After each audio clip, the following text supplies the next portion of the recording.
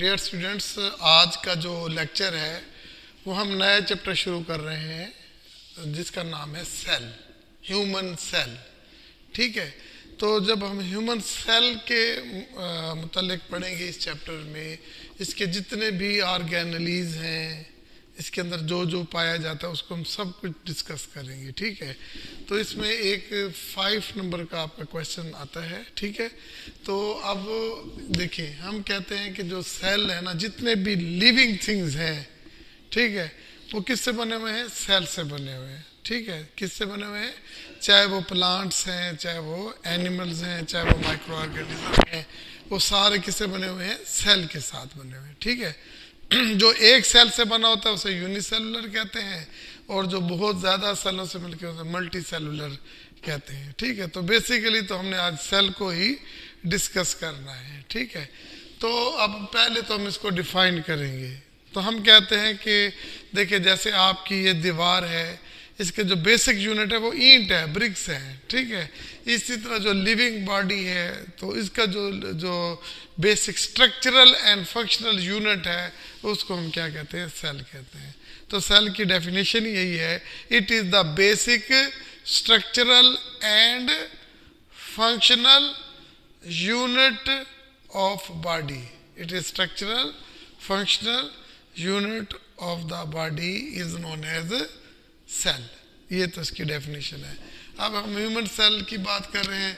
देखिए, बेसिकली ये सेल जो होता है, देखिए ये आपके पास ये, ठीक है, तो जो इसकी जो सबसे आउटर बाउंड्री होती है इसको हम कहते हैं सेल मेम्ब्रेन। इससे क्या कहते हैं? Cell membrane. और इसके सेंटर में एक न्यूक्लियस होता है, और इसकी जो मेम्ब्रेन होती है इसे कहते हैं न्यूक्लियर मेम्ब्रेन। ठीक है, न्यूक्लियर मेम्ब्रेन। आप देखिए, सेल मेम्ब्रेन और न्यूक्लियर मेम्ब्रेन के दरमियान एक फ्लूइड होता है, इसे हम बोलते हैं साइटोप्लाज्म। इसे क्या बोलते हैं? साइटोप्लाज्म।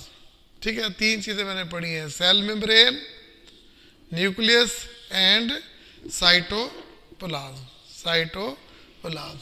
तो जो मेजर इसके पोर्शन है वो क्या है? इसका साइटोप्लाज्म और न्यूक्लियस है। ठीक है, क्लियर हो गया? कोई भी सेल होगा तो उसका जो मेजर कंपोनेंट होगा वो क्या होगा? साइटोप्लाज्म और न्यूक्लियस होगा। साइटोप्लाज्म और न्यूक्लियस होगा। ठीक है, क्लियर हो गया? अब हम सेल सेल सेल कहते हैं, हम कुछ सेलों के नाम लिखेंगे। जैसे आपने पढ़ा ब्लड सेल, पढ़ते हैं ना, red blood cell, white blood cell. ठीक है, ब्लड सेल्स हैं। हमारे मसल हैं, ये भी सेलों से बने हुए हैं, तो उसे हम क्या कहते हैं? Muscle cell. हमारा नर्वस सिस्टम भी सेल से बना हुआ है, तो उसको हम उन सेल्स को जो ब्रेन, स्पाइनल कार्ड और नर्व बनाते हैं, हम उनको क्या कहते हैं? Nerve cells. ठीक है, और जो ऑर्गन को आपस में टिश्यूज मिलाते हैं उसे कहते हैं कनेक्टिव सेल। क्या कहते हैं? Connective cell. और जो सेल हमारे जिस्म के अंदर कुव्वत मुदाफ़ियत पैदा करते हैं तो हम उन्हें कहते हैं इम्यून सेल। अब देखिए, आपके सामने मैंने क्या कहा? मसल सेल, नर्व सेल, ठीक है, और ब्लड, जो ब्लड सेल, और कनेक्टिव सेल, और इम्यून सेल, और इम्यून सेल्स। ठीक है, तो ये 6 एग्जांपल्स, 5 एग्जांपल्स हमने यहाँ पढ़ी। कौन कौन सी बोला? Nerve cell, muscle cell, connective cell और इम्यून सेल, और इसके अलावा ब्लड सेल। ठीक है, अब देखिए, कोई भी सेल हो, कोई भी सेल हो, तो जाहिर है कि सेल भी किसी चीज़ से बना हुआ होगा ना, तो उसके अंदर प्रोटीन भी होगी, उसके अंदर कार्बोहाइड्रेट भी होगी, उसके अंदर लिपिड्स भी होगी, उसके अंदर वाटर भी होगा। ठीक है, तो ये आपके एमसीक्यूज आया हुआ है कि जो भी सेल की जो मेन कंपोजिशन होती है उसके अंदर 65 to 80% वाटर होता है। 65 to 80% वाटर होता है। ठीक है, अब इसका जो ऑर्गेनिक कंपाउंड में सबसे ज़्यादा इसके अंदर क्या होती है? प्रोटीन्स। क्या होती है? प्रोटीन। फिर दूसरे नंबर पे क्या होते हैं? लिपिड्स। क्या होती है? लिपिड्स। अब इसका जो साइटोप्लाज्म है, इसके अंदर इलेक्ट्रोलाइट्स भी होता है, इसके अंदर कार्बोहाइड्रेट्स भी होती है। तो मैंने पहले ही कहा था, जब बायोकेमिस्ट्री की बात करते हैं, मैक्रो मॉलिक्यूल्स की, प्रोटीन, कार्बोहाइड्रेट्स की बात होती है, ठीक है, और लिपिड्स की बात होती है। तो वो तीनों चीज़ें हैं। सबसे ज़्यादा क्या है? पानी है, फिर उसके बाद क्या है? प्रोटीन है, उसके बाद क्या है? लिपिड्स है, फिर क्या है? इलेक्ट्रोलाइट और कार्बोहाइड्रेट्स है। यानी कि ये इन चीज़ों से मिलकर हमारा सेल मेम्ब्रेन बना हुआ है।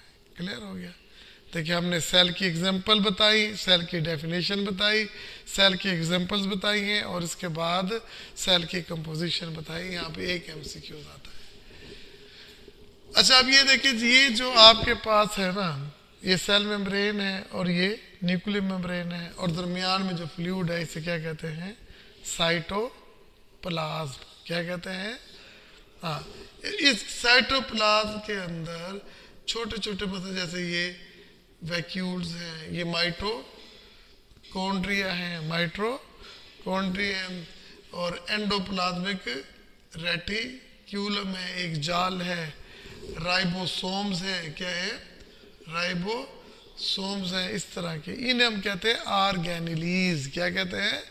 देखिए, मैं खड़ा हूँ ना, तो मेरे ऑर्गन्स हैं, और सेल तो बहुत ही छोटा, tiny living cell, living thing है, ठीक है ना। बेसिकली ये भी जानदार ही है ना। तो इसके अंदर हम इसे ऑर्गन्स नहीं कहते, तो हम उसे कहते हैं ऑर्गेनेलीज। मैं एक मिसाल दे रहा हूँ ना, जैसे हमारी आँख का काम क्या होता है? देखना। हाथ का काम क्या होता है? पकड़ना। मसल का काम क्या होता है? कंट्रैक्ट करना, रिलैक्स करना। तो इसी तरह साइटोप्लाज्म में छोटे छोटे स्ट्रक्चर्स होते हैं, उनको हम क्या कहते हैं? ऑर्गेनेलीज। क्या कहते हैं? ऑर्गेनेलीज में देखिए, यहाँ पे किस किस का जिक्र होगा ऑर्गेनेलीज में? देखिए, यहाँ राइबोसोम्स का होगा, यहाँ साइटोप्लाज्म का जिक्र हम बात करेंगे, एंडोप्लाज्मिक रेटिक्यूलम की बात करेंगे, और माइटोकॉन्ड्रिया की गोल्जी बॉडी की बात करेंगे। ये 5 लफ्ज़ हैं: माइटोकॉन्ड्रिया, गोल्जी बॉडी, राइबोस, और खुद साइटोप्लाज्म, और इसके बाद न्यूक्लियस को भी डिस्कस करेंगे। तो इसमें जो हमने सेल देखा, जो सबसे आउटर बाउंड्री है, उसे क्या कहते हैं? Cell membrane. क्या कहते हैं? सेल। अब देखिए, अब ये सेल मेम्ब्रेन है। देखिए, अब इसने सारे सेल को क्या किया हुआ है? कवर किया हुआ है। सारे ऑर्गेनेलीज को उसने कवर किया हुआ है। इसने माइटोकॉन्ड्रिया को भी कवर किया हुआ है, न्यूक्लियस को भी कवर किया हुआ है। यानी कि ये सेल मेम्ब्रेन जो है, ये हमारे सारे सेल के अंदर वाले ऑर्गेनेल्स को क्या दे रही है? प्रोटेक्शन दे रही है। जैसे हम इस कमरे में बैठे हैं, तो ये दीवारें हमें प्रोटेक्ट कर रही हैं। सेल के अंदर जो कुछ भी है, उसको प्रोटेक्शन कौन दे रहा है? Cell membrane. सेल मेम्ब्रेन को हम प्लाज्मा मेम्ब्रेन भी कहते हैं, प्लाज्मा मेम्ब्रेन भी कहते हैं। क्लियर हो गया?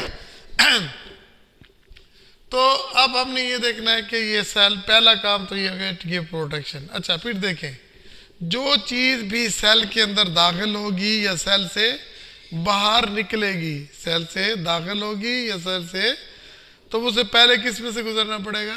सेल मेम्ब्रेन से। देखिए, अगर इस कमरे में कोई भी आएगा या कोई भी बाहर जाएगा, दरवाजे से आएगा, तो सेल के अंदर कोई चीज़ जाएगी या बाहर जाएगी, तो कहाँ से जाएगी? सेल में। अब सारी चीज़ें बाहर नहीं चली जाती, सारी चीज़ें अंदर नहीं आ जाती, कुछ जा सकती हैं, कुछ नहीं जा सकती, ठीक है ना। तो इसलिए इस मेम्ब्रेन को हम कहते हैं सेमी परमिएबल मेम्ब्रेन। कौन सी मेम्ब्रेन? Semi permeable membrane. यानी कि ये किसी को चीज़ को गुजरने देगी, किसी को नहीं गुजरने देगी। अब इसकी दूसरी प्रॉपर्टीज बता दी, ठीक है ना। आप इसकी थिकनेस भी होगी, देखें ना, आप ये दीवार है, इसकी थिकनेस भी तो है ना, तो इसकी थिकनेस भी होगी। ये आपका एक एमसीक्यूज आया हुआ है, ये आपका एक एमसीक्यूज आया हुआ है कि 8 to 10 नैनोमीटर, 8 to 10 नैनोमीटर इसकी थिकनेस होती है। देखो, दूसरी बात आ गई है, दूसरी बात आ गई। तो प्रोटेक्शन करता है, शेप देता है, ठीक है ना। और ये सेमी परमिएबल मेम्ब्रेन है, सेमी परमिएबल मेम्ब्रेन है। बात समझ आ गई कि नहीं आ गई?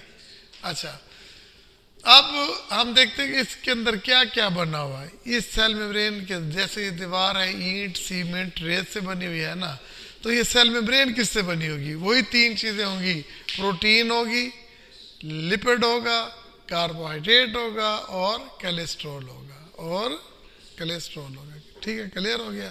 थिकनेस कितनी होगी? 8 से 10 नैनोमीटर, 8 to 10 नैनोमीटर इसकी थिकनेस। और इसमें क्या क्या होगी? सबसे ज़्यादा इसके अंदर क्या होती है? प्रोटीन होती है। दूसरे नंबर पे क्या होती है? इसके अंदर लिपिड होती है। और ये होती कैसे है? ये लिपिड बाइलेयर होती है। लिपिड अब देखिए ये एक लिपिड की लेयर और ये दूसरी लिपिड की लेयर है। ठीक है, और इसके अंदर प्रोटीन एम्बेडेड होती है। प्रोटीन क्या होती है? इस तरह एम्बेडेड होती है, इस तरह एम्बेडेड होती है। ठीक है, ये लिपिड बाई लेयर और इसके अंदर क्या होती है? प्रोटीन एम्बेडेड, धसी हुई होती है।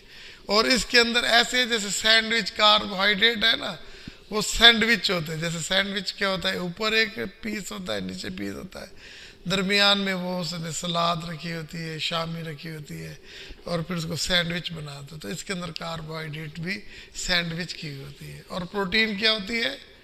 देखिए, लिपिड की 2 लेयर, इसके अंदर क्या सैंडविच किया हुआ है? कार्बोहाइड्रेट। क्या किया हुआ है? कार्बोहाइड्रेट। और प्रोटीन को क्या किया हुआ है? ऐसे एम्बेडेड किया हुआ है, धंस दिया गया है। क्लियर?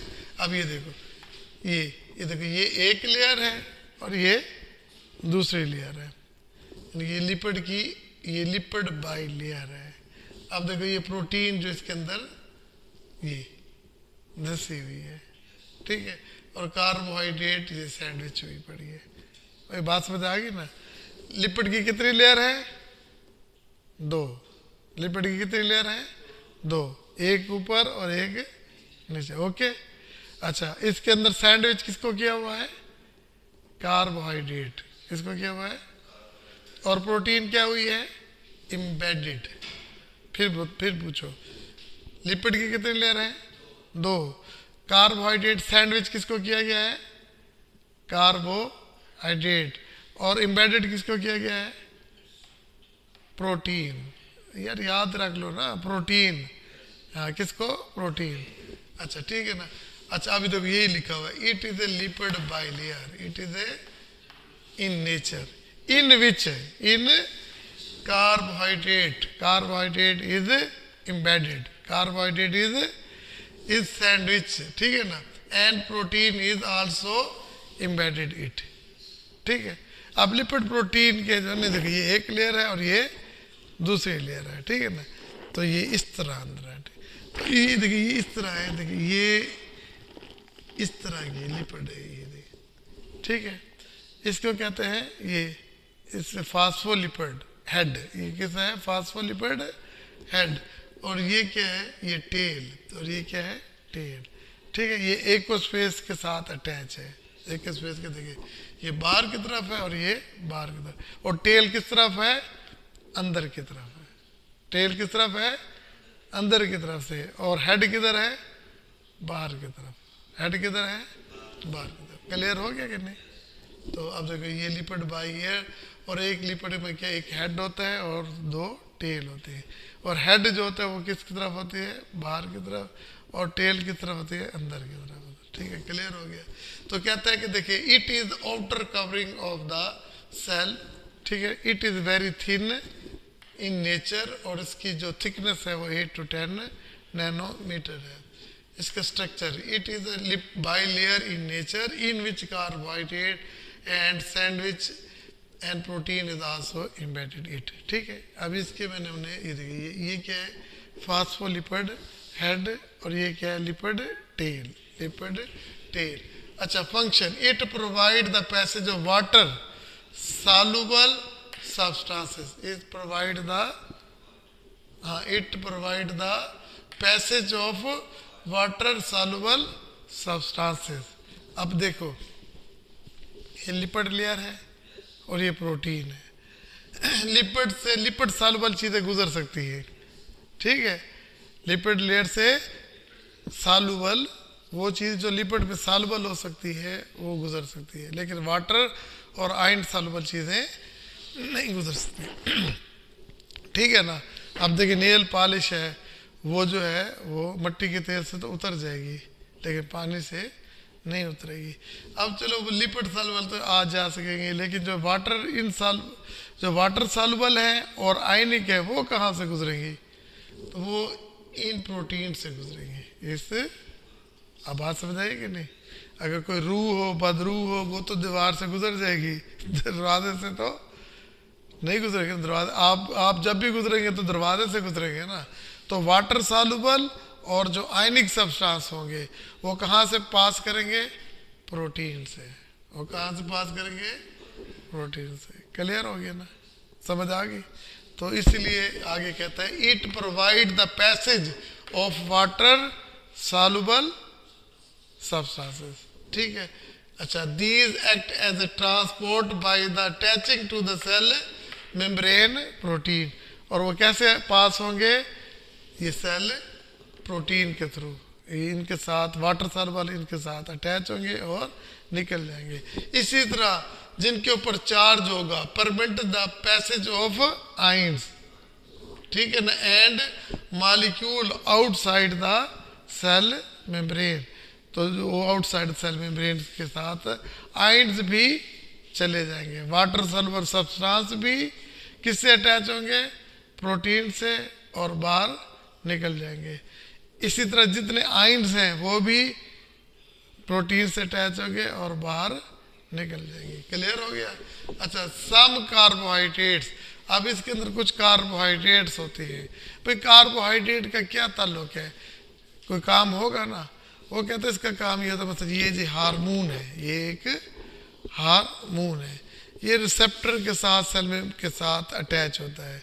तो वो ये जो हार्मोन जब तक सेल के साथ अटैच नहीं होगा ना, काम नहीं होगा। तो बेसिकली जो हार्मोन्स की जो अटैचमेंट होती है वो किस जगह पे होती है, कार्बोहाइड्रेट से। किससे होती है, ये कार्बोहाइड्रेट से अटैच हो जाती है। तो कार्बोहाइड्रेट इसके अंदर है, इसका क्या काम है, it give attachment to the hormones, ये हार्मोन्स को अटैच होने की परमिशन देते हैं। Some carbohydrates in the plasma membrane are helpful for binding of the hormone. बस इतना जी, सेल मेम्ब्रेन के ऊपर अगर सवाल आ जाए आपके पास तो आपने इतना लिखना है कि भाई पहले सेल की डेफिनेशन तो हमने बता दी, स्ट्रक्चर फंक्शन यूनिट है, इसके दो मेन कंपोनेंट हैं, एक न्यूक्लियस है और एक साइटोप्लाज्म है। फिर वो कहता है सेल मेम्ब्रेन पे नोट लिखना है, तो आपने क्या करना है कि cell membrane it is the outermost membrane in the animal cell. ठीक है ना, क्लियर हो गया ना? तो बेसिकली ये किससे बनी होती है, it is lipid bilayer होती है। क्या होती है, lipid bilayer. It is a very, और it is very thin in nature होती है, 8 से 10 नैनोमीटर होती है। ये लिपिड बाय लेयर होती है, in which carbohydrate is sandwich and protein is embedded. ठीक है, इसके काम क्या होता है कि कोई भी चीज़ जो इसके अंदर आएगी या बाहर जाएगी तो इसी में से गुजरेगी। जो वाटर सॉल्युबल और आयंस होते हैं they pass out through by attaching through the protein. और इसकी सेल मेम्ब्रेन के अंदर क्या होते हैं, कंटेन कार्बोहाइड्रेट्स। उसके अंदर कार्बोहाइड्रेट्स होते हैं जहाँ पे हार्मोन्स जो हैं वो आकर अटैच हो जाते हैं। तो ये हमारा सेल मेम्ब्रेन है। ठीक है जी।